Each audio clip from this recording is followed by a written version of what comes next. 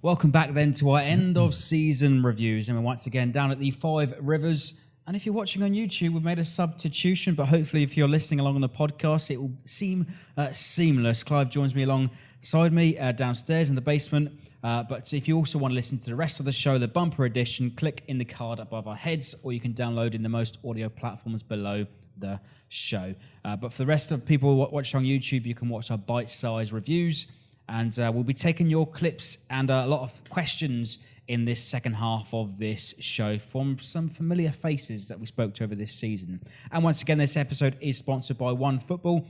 And do make sure you check out the excellent free OneFootball app to keep up to date, the first to know of all the latest transfer news, stats, scores, all in one place. To download the OneFootball app, click the link in the description. Okay then, so moving on then. So we've just spoke about villains. Yep. On to our hero of the season. Well, it's a bit more cheerful.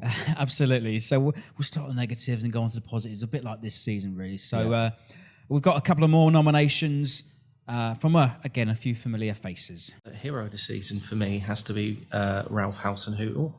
I mean, very little doubt in that, because I think that even after we took over, even after he took over, us probably staying in the league seemed like a very tall order. There were some very poor teams in the Premier League this season, but we were undoubtedly, and I still think at the end of the season, we were still one of the poorest. But he came in and really helped. He instilled a belief, he instilled a style of play in the players. He set high expectations, and a few players met them, and I think the ones that won't will probably be shipped out. So, hero of the season, I think a lot of the fans are going to say it's Ralph Hasenhuttl. He's come into quite a dull side and really livened it up, and essentially kept us in the league with his new high-pressing style of football. But for me, I don't think anything can be more heroic than what Francis Benali has done in raising over £1 million for charity by running 7 Ironman marathons in as many days. I think that's a truly heroic feat. Hero of the season, James Ward-Prowse needs a shout. To go through, large stretches of the season on the bench or not included altogether, to where he ended up, it's remarkable. His confidence must have been at an all-time low. He had a manager who didn't believe in him. But what a turnaround. I wondered if he was ever going to shake off that academy kid tag and reach his potential. But the second half of the season, he did. His work rate is phenomenal. The distance he covers was right at the top of the Premier League at one point, I think. And to top it all off, he gets an England recall. And of course, we can't talk heroes without mentioning Ralph Hasenhuttl. If it wasn't for him, we'd be playing Championship football next season. His style of play with the heavy pressing, his passion and his ability to get the best out of his players is something this fan base has been craving for a while now. So the nominees are then quite an obvious one. King Ralph Hasenhuttl. Yes. James Ward-Prowse, sort of a surprise package, if you like. And Kev's got a very good point. It's nothing short of heroic what Francis Benali's done this season. Completely. Sir Francis of Balmore. It's amazing effort, and he's got to that £1 million. So off the pitch, you have to give it to him, and that gets seen nationally. It does it's not just a lot of good for the cancer research campaign, and that's what it's all about for him, obviously.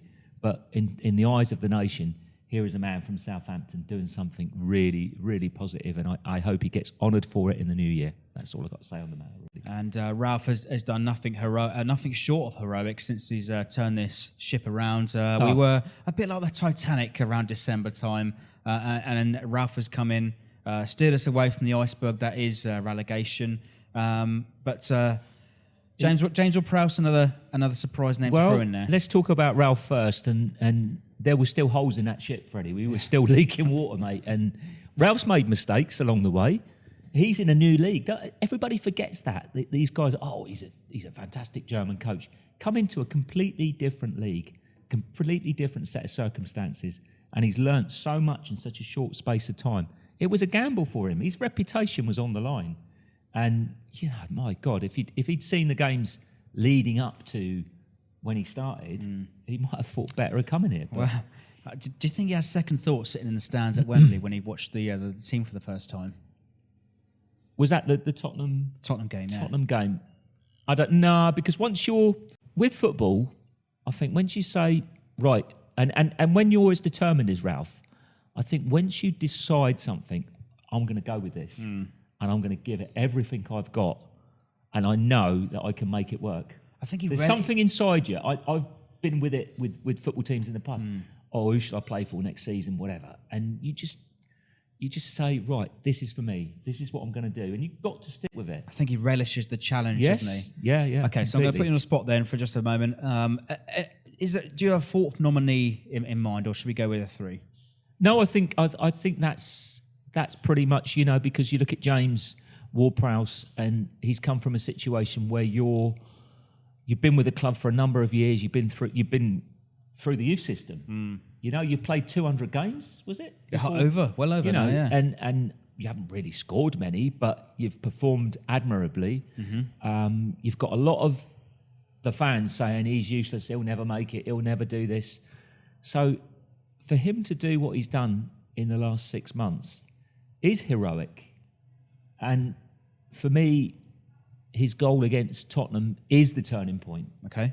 And was the pressure point. Well, hold that thought for a moment, because you're okay. teasing away. Sorry, for mate. for some later Sorry. awards. Yeah, But, okay, fair enough. Okay, so we're drinking some Bavarian lager, but who is the award going to? I would give it to Ralph, because it's about spirit. Yes, James has done it on the pitch, but Ralph has kind of given it to the crowd, and we've got belief back. Now, whether we all know we're not world beaters, I think that's the great thing about Saints fans, is we know who we are. We're not world beaters. We're very passionate about our team, but we're realistic as well. And I think Ralph's like that. And I've never felt so much connection with a manager since probably Bawley? Well, yeah, Bawley and Strachan? Laurie Mack and Strax was always like, did a fantastic job, but I never quite felt the connection with him. But with Bawley and McManamy, yeah, and it's exciting. It's exciting. He's going to have a go. Whether we're lacking this or that, we're going to have a go at teams, and we're going to try and win games. And above all else, he's given us our spirit back, and I think that is the overriding thing.